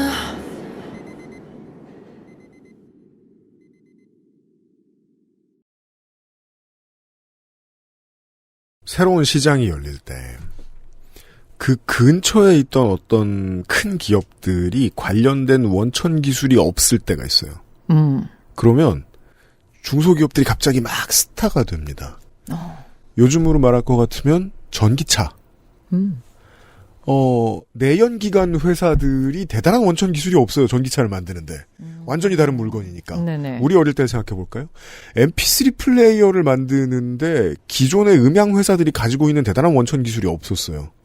그래서 중소기업들이 마구마구 성장했었죠. 버추얼 아이돌들이 마찬가지라고 생각합니다. SME, YG가, 하이브가 관련된 원천 기술이 있을까요? K-POP 최고 회사들이? 아닙니다. 신생 기업들이 스타들을 만들어낼 거예요. 이세계 아이돌이나 플레이브처럼 말입니다. 플레이브의 노래를 들었습니다. 네. 이세계 아이돌을 한 번도 다루신 적이 있어서. 그렇죠. 그것과 연결지어서 이야기하진 않겠습니다만, 그래도 이제 이런 흐름에 대해서는 충분히 같이 얘기해 볼 만한 네. 부분이 있다고 생각해요. 이세계 아이돌은 많이들, 접해 보셨겠지만, 또 플레이브와는 살짝 또 다른 결로 아이돌이라고 하는, 네, 컨텐츠에 접근을 하게 되고요. 쉽게 말씀을 드리자면, 이세계 아이돌 같은 경우에는 버튜버를 중심으로 아이돌이 꾸려진 경우라고 본다면 플레이브는 그냥 그룹으로 먼저 시작했다고 보시면 좋을 것 같습니다. 다만 이제 우리가 보는 부분이 2D 로 보이기 때문에 약간 흡사한 개념으로 받아들여질 수 있지만 예를 들자면 이쪽 이세계 아이돌 같은 경우에는 그 세계 안에서의 어떤 시장성을 가지고 있는 멤버들로 구성이 되어 있는 그룹이라면 여기는 그룹의 기획과 제작 단계가 먼저 있었고 일반적으로 우리가 생각하는 그래서 아이돌에 조금 더 가까운 형태로 탄생한 그룹이라고 보시면 될 것 같아요. 물론 세계관 안에 중간계 개념이 있긴 있습니다만 있죠. 실제로 좀 중간계예요. 네. 이세계 아이돌로 얘기할 것 같으면 이세계 아이돌과 현재의 컨벤셔널한 K-팝 그 인더스트리 사이에 중간계 어느쯤에 플레이브의 개념이 있습니다. 맞습니다. 그걸 아트로 볼 수 있다고 생각하는데 저는 버추얼 아이돌은 아트워크가 세계관을 설명해 주거든요. 이 세계 아이돌의 아트워크는 MMORPG를 닮았어요. 플레이브는 지금 보셨지만 순정 만화에서 나왔죠. 맞아요. 일반인들에 비해서 뭐가 없습니까? 이가 2개뿐이고 턱이 없죠. 앞에서 보면. 아니 그렇게 말씀하시면 쉽게 구분할 수 있는 방법. 그냥 미소년이다 이렇게 말씀하시면 미소년이죠. 되는데. 미소년이란 소리예요. 그렇죠. 네네. 그래서 이제 이가 2개예요. 미소년이. 길게 돼 있어요. 저는 아무 말도 하지 않았습니다. 어쨌든 플레이브가 최근에 정말 이 버추얼 아이돌 씬에서 특히나 또 말씀드린 것처럼 좀 더 아이돌 씬과 밀접한 위치에 놓여 있는 이들이다 보니까 더 이야기가 많이 되는 것 같아요. 그래 보여요. 여러 가지 저는 포인트들이 있을 거라고 생각하는데 제가 이거 관련된 칼럼 같은 것도 한번 쓴 적이 있는데요. 예를 들자면 저는 이 플레이브 콘텐츠를 처음 접하고 잘 되는 걸 보면서 그 생각을 많이 했거든요. 기존에 사실 버추얼 아이돌에 대해서 이야기해온 것은 벌써 한 3, 4년 정도 된 것 같습니다. 코로나 때 워낙에 또 얘기가 많기도 했었고요. 그런 상황에서 그동안 버추얼이라는 것에만 너무 집중을 하고 있던 대부분의 기획사들이 그다지 그 좋은 결과를 내지 못하고 있었어요. 왜냐하면 가상 혹은 그 가상을 더 진짜처럼 여기게 만드는 기술에만 집중을 하다 보면 그것이 사람의 마음에까지 와닿기까지가 상당히 좀 시간도 오래 걸리고 돈도 많이 들기 마련이거든요. 그런데 이 플레이브 같은 경우에는 버추얼 아이돌 가운데 저는 아이돌의 방점을 많이 찍었다고 생각하고요. 그렇게 연결을 쉽게 시킬 수 있었던 가장 좋은 원천 기술이 바로 이 블래스트가 가지고 있는 그 실시간으로 그 뭔가 원래의 어떤 뭐랄까요? 생명체라고 이야기를 하겠습니다. 이거가 연결을 시켜서, 네. 라이블리하게 보는 사람에게 접근시킬 수 있는 어떤 그 원천 기술이 저는 이 플레이브 성공에 있어서 가장 큰 키였다고 생각해요. 쉽게 말해 트위치 라이브가 된다. 그렇습니다. 네. 그런데 그 접근 방식이 이제 기존의 어떤 버튜버나 뭐 트위치 라이브 하시는 분들과는 좀 다르게 되게 아이돌적이었고 그렇죠. 네. 처음 이제 대중들에게 다가간 콘텐츠가 음악이었고 그리고 그 다음부터는 이제 그런 어떤 실시간으로 적용을 할 수 있는 기술로 인해서 아이돌들이 흔히 하는 라이브 방송들을 그렇죠. 상당히 진심으로 했던 팀이 이 팀이거든요. 아직까지도 주에 한 1, 2회 정도는 정기적으로 이제 콘텐츠를 라이브로 전송을 하고 있고 그리고 또 특별한 날마다도 이제 팬들과 늘 소통을 하는 모습을 보이고 있는데 이것이 저는 결국에 K-팝 아이돌들이 지금까지 많은 팬덤을 확보할 수 있었던 가장 키포인트들이었다고 생각해요. 이제 사람들의 마음을 사로잡을 수 있는 음악과 퍼포먼스 그리고 어떤 대중과의 혹은 자신들을 사랑해주는 팬덤과의 밀접한 교류 이 두 가지에 집중을 한 결과 플레이브가 성공을 하지 않았나. 라는 생각을 늘 가지고 있습니다. 그렇습니다. 네. 저는 산업적인 이러한 궁금증만 가지고 있습니다. 네. 세계관에 대해서는 저 이세계 아이돌 얘기할 때 비슷한 얘기를 좀 많이 했기도 하니까. 네네. 지금 그 네이버와 아프리카 TV가 네. 플레이브 못 데려오면 부장 목 날아갈 각오를 하고 지금 있지 않을까. 왜냐하면 네. 트위치를 벗어나야 될 거란 말이에요. 네. 네. 네. 물론 또 다른 데랑은 또 입장이 다른 게 트위치도 해야 돼요. 플레이브는. 네. 한국을 떠나도. 네네. 예. 하지만 또 유튜브도 있다 보니까. 물론 그렇습니다. 예. 그래서 뭐, 사실 플레이브 같은 경우에는 지금의 성공도 상당히 유의미하지만, 차후에, 사실 제가 알고 있기로는 이미 그 씬 안에서 이 플레이브의 성공 사례를 기반으로 버추얼 아이돌을 엄청나게 많이 기획을 하고 있다고 알고 있어요. 맞아요. 네.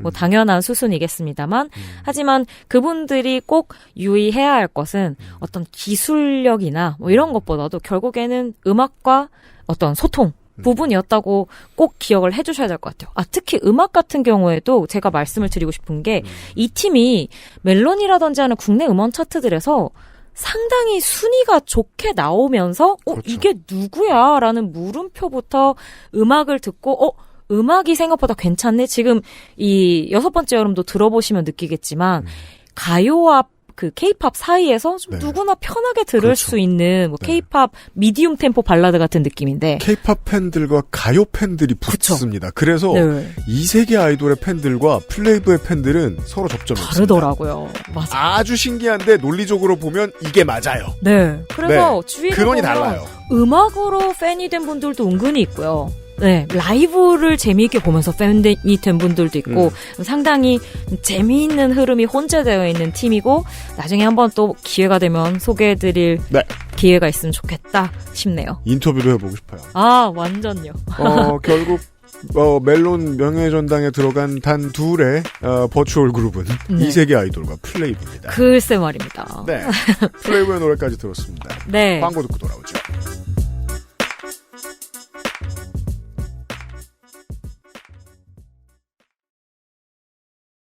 플럭서스 디스트리뷰션 2024년 1월 상반기 플럭서스 발매 음원입니다. 윤희니의 그대는 내게 생일 같습니다.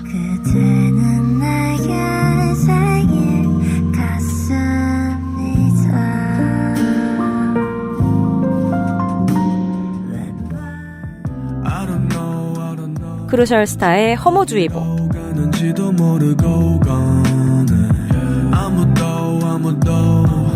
이게 뭘 위한 건지 묻지도 풀리게 이디엇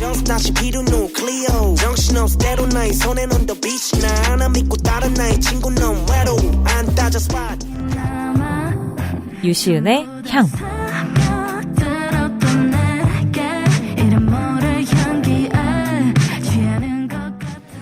애플뮤직, 스포티파이, 유튜브 글로벌 스트리밍 플랫폼에서 만나실 수 있습니다. K-팝이 세계를 만나는 길, 그 곁엔 언제나 K-팝 넘버원 서포터 플럭서스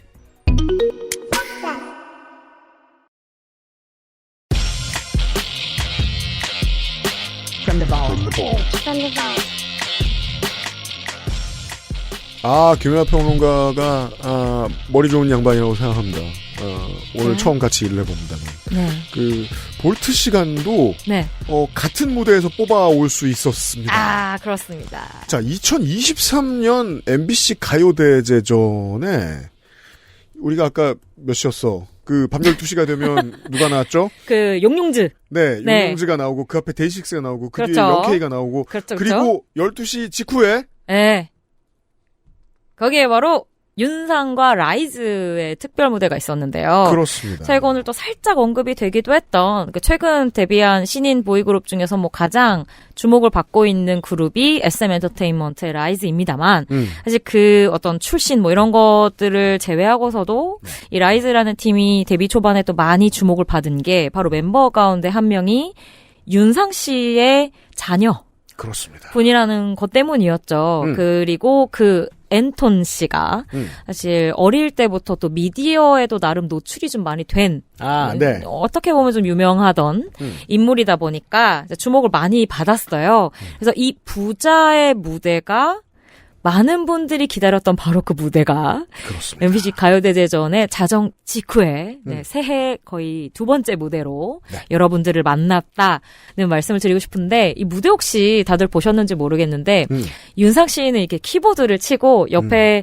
그 앤톤 씨 본명은 찬영입니다만 이찬영 군이 이렇게 첼로를 키면서 뭔가 옆에서 같이 이제 음악 가족다운 모습을 보이면서 달리기를 시작하다가 그렇더군요. 뒷부분에 가서 라이즈 멤버들과 함께 이제 목소리를 맞추면서 노래를 부르고 마무리하는 그 구성이었거든요. 네. 그래서 굉장히 뭐랄까 저에게 있어서는 대중들의 니즈도 충족하면서도 이게 좀 영민하다는 생각이 드는 특별 무대였던 것 같아요. 그렇습니다. 그리고 재미있는 게 저는 어쨌든 윤상 씨 데뷔 때부터 봤던 입장이고 그분의 여러 무대를 늘 지켜봐왔습니다만 이번 무대처럼 긴장하는 무대는 처음 본 것 같다는 기분이더라고요. 매우 그럴 테지요. 네, 자신이 혼자 선 것도 사실 좀 늘 쉽진 않은 일이었겠습니다만 자신의 아들과 함께 무대에 서서 같이 어떤 순간을 만든다는 게 여러 가지 감정이 드는 무대가 아니었을까 싶더라고요. 그리고 실수하면 안 돼요. 절대 안 되죠. 윌 스미스가 그걸 말아먹었습니다. 아니 아들을 주인공으로 꽂고 이상한 영화를 찍으면서. 그게 그쵸. 이게 잘해도 긴장했을 거란 얘기예요. 그러니까요. 네. 잘해도 사실은 이제 좀 손가락질 누군가는 할 부분이 있을 것이고 못하면 이제 더더군다나 이제 부정적인 이야기를 들을 가능성이 많기 때문에 하지만 이 무대 자체가 허들이 되게 높게 만들어졌다기보다는 그 두 부자잖아요. 새해 그 시간에 아마 그 프로그램을 보는 분들 가운데 가족분들도 굉장히 많았을 것 같은데 그 어떤 자연스러운 흐름 안에서 좀 떨리는 모습, 좀 풋풋한 부자 케미 같은 것이 돋보이기도 해서 개인적으로는 굉장히 기분 좋게 봤던 무대였습니다. 네. 윤상의 디스코그래피 가운데서 노댄스의 노래를 들고 오셨습니다. 너무 좋지 않나요? 전 사실 이 노댄스 앨범을 너무 좋아하거든요. 노댄스 얘기를 할 겁니다. 노래를 듣고 와서. 그런가요? 네. 달리기를 듣고 오죠.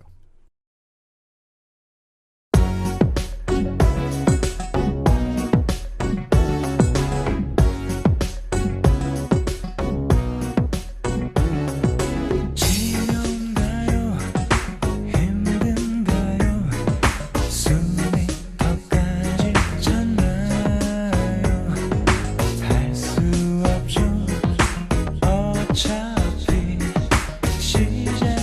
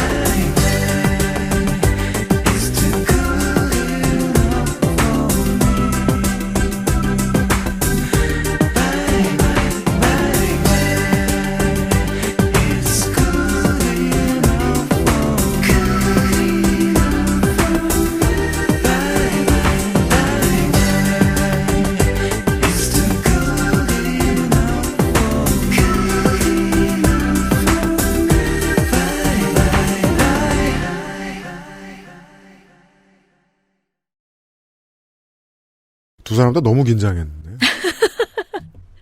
자, 달리기를 듣고 왔고요. 네. 한국에만 있는 특이한 연금 노래입니다. 맞습니다. 수능 때 팔리죠. 그러니까요. 이 노래. 저는 항상 그때 이 노래 나올 때, 너무 좀, 이게 좋은 의미일까 싶은 게 마지막에 왜 이 노랫말 끝날 때 무슨 가사인지 아시죠? 네. 이게 끝나고 나면 영원히 쉴 수 있다. 그렇죠. 이게 좀 전 오싹한 느낌으로도 많이 느껴지거든요. 그래서 그것 때문에 완전히 다른 그림으로 맞아요. 상상하시는 분들도 많이 사실 있는데 그 윤상 신해철이라면 충분히 그런 뉘앙스로 넣을 수 있다. 이제 기획사와 네. 아티스트 본인 이 연금을 수령해야 되는 사람 입장에서는 이렇게 말할 수밖에 없어요. 네. 듣는 사람의 상상에 맡기겠다라고 말할 수밖에 그러게요. 없어요. 예, 제가 연금을 끊기게 해드릴 순 없으니까. 그리고 그 연금의 상당 포션은 SES가 가져갔죠. 맞습니다. 네. 맞아요. 최근에는 라디오에서 진짜 SS 버전이 훨씬 많이 나가고. 이제 25년 넘게 지나니까 네. SES판이 더 기억이 잘 나요. 맞아요. 원곡이 노댄스인지 모르는 분들도 너무 많더라고요. 그렇죠. 요즘 사람들은 모르겠죠. 맞습니다. 네. 원래 아버지의 노래였습니다. 맞습니다. 노댄스 같은 경우에는 제가 노래 듣기 전에도 얘기했습니다만 개인적으로 너무 좋아하는 그 유닛이라고 해야 할까요? 프로젝트 팀이었어요. 당대에 가장 잘 나가던 아티스트 두 사람이니까요. 맞아요. 진짜 네. 좀 천재라는 그 간지러운 말을 붙여도 이상하지 않을 젊은 아티스트 두 사람이 모여서 만든 곡이었고 네. 또 당시에 저는 완전히 가요 키드였거든요. 저를 키운 것은 가요 톱10이 거의 8알이기 때문에 당시 가요계는 거의 댄스 음악 천국이었거든요. 그때 이제 거의 신문 지상을 보면 뭐 댄스 음악, 범람하는 댄스 음악이 가요계를 망친다. 뭐 이런 기사들이 나올 정도로 네. 상당히 댄스 음악이 유행일 때 노댄스라는 이름으로 댄스 음악이지만 이제 디테일하게 들어가면 전자음악이라고 다들 분류가 될 네, 만한 그렇죠. 분류가 될 만한 음악을 아주 전폭적으로 가지고 와서 세상에 전파했던 것이 이 혈기 넘치는 젊은 두 아티스트의 그 만남이었다는 게 그때도 참 좋았고 지금 다시 돌아봐도 다시 없을 기획이었다는 생각이 많이 들더라고요. 윤상과 신해철 앞세대의 선배들은 포크를 배우고 사이키델릭 락을 배운 다음에 그걸 한국 음악으로 바꾸어 놓았다면 윤상과 신해철 세대의 댄스 음악 아닌 음악 하던 선배들은 이에로나 디페시 모드를 듣고 와서 그 일렉트로니카를 옮겨오고 싶어 했는데 네. 어려웠죠. 왜냐하면 기획사들이 다 박남정 찾으니까. 예, 그러던 시절의 영웅들이었습니다. 노댄스는. 맞습니다. 네. 그리고 두 사람 모두 뭐 워낙에 장르 음악부터 시작해서 악기, 뭐 그런 가상 악기라고 당시에 많이 얘기했겠죠. 신서사이저 등등. 네. 이런 것들에 굉장히 진보적으로 접근을 했었던 아티스트였기 때문에 지금 앨범이 발매된 지 거의 30여 년이 되어감에도 불구하고 네. 다시 들어도 퀄리티가 상당히 높고 세련됐어요. 맞아요. 만약에 노댄스가 있었어? 라고 생각하시는 좀 영한 우리 청취자분들이나 시청자분들이 계시다면 앨범 진짜 꼭 한번 들어보셨으면 좋겠습니다. 그건 그래요. 네. 네. 요 안에 사실 이 달리기가 제일 좀 말랑말랑한 트랙이고 타이틀곡 같은 경우에도 뭐 질주 이런 곡이었거든요. 조금 더 좀 쌉싸름한 네, 테크노들을 들으실 수 있습니다. 골치 아픈 게 그 당시에 20대, 네. 기껏해야 30대 초반이었던 아티스트들이 들고 나왔던 음악인데, 그 당시에도 이거 어덜트 컨템포러리처럼 소화됐었어요. 네네. 한국 시장에 이제 그런 아티스트가 얼마나 있을까? 인디엔 많아요. 우리 크미미님하고 소개를 해드렸으니까. 네네. 근데 얼마나 살아서 메이저 시장에 들어오냐. 비율이 높지 않은 것 같다. 나중에 네. 임영웅에 대한 얘기를 하면서 말해볼 수도 있겠지만, 또 90년대 아티스트라고는 궤가 상당히 다르기 때문에. 그렇습니다. 네. 지금 나이를 위로하는 음악이 그때 10대였던 나를 위로하던 음악과 동일할 수밖에 없는 어떤 아티스트들. 네. 그러니까 윤상과 신해철의 조합은 윤상일 때, 신해철일 때와 가장 다른 점이 그건 것 같아요. 어덜트 컨템포러리여서 손색 없는 음악. 네. 그리고 저는 한편으로는 또 이제 국내 장르 음악을 하는 아티스트 분들이 있지 않습니까? 그분들로서도 한국에는 어떻게 보면 이제 특히나 전자음악, DJ들이 주로 하는 음악 같은 경우에 90년대 좀 맥이 끊겼다고 느끼는 분들이 상당히 많거든요. 왜냐하면 80년대 같은 경우에 국내에서도 이제 그 언더그라운드, 이제 클럽 같은 곳들에서 활약을 하던 이들이 뭐 메이저 시장으로 완전히 들어가 버려서 뭐 그냥 90년대 들어오면서부터 언더그라운드가 거의 폭파되는 느낌으로 이제 메이저 가요씬이 그냥 흡수되어 다른 버리면서 장르들이 출발하죠. 맞습니다. 그래서 이제 90년대 한 후반 정도에 새로운 세대의 전자음악가들이 등장하기 전까지는 좀 공백처럼 느끼는 분들이 꽤 있는데 그 사이를 이 앨범이 좀 느슨하게 엮어주는 느낌이 들기도 해서 그런 부분에서도 좀 뭐랄까 중요한 위치를 차지하는 앨범이 아닐까 싶습니다. 가요대제전을 보고 궁금하셨다면 저 할아버지는 그런 사람. 맞습니다. 조상님. 네. 네. 김연아 평론가 날이 따뜻해지면 다시 만나기로 하고요. 아, 좋습니다. 여기까지 앰플리파이드 팟캐스트였습니다. 스포티파이에서는 라이브러리에 추가, 재생 목록에 추가, 다운로드, 유튜브에서는 좋아요, 댓글, 구독 잊지 마시고요. 미트로프는 생전 2021년에 난 죽으면 죽었지 통제당하지 않겠다 하고 말하면서 예방접종을 받기를 거부하다가 얼마 안가 코로나19에 걸려 합병증으로 사망합니다. 죽으면 고집도 못 부립니다. 독감 조심하세요. 끝. XSFM입니다. M, P, F, D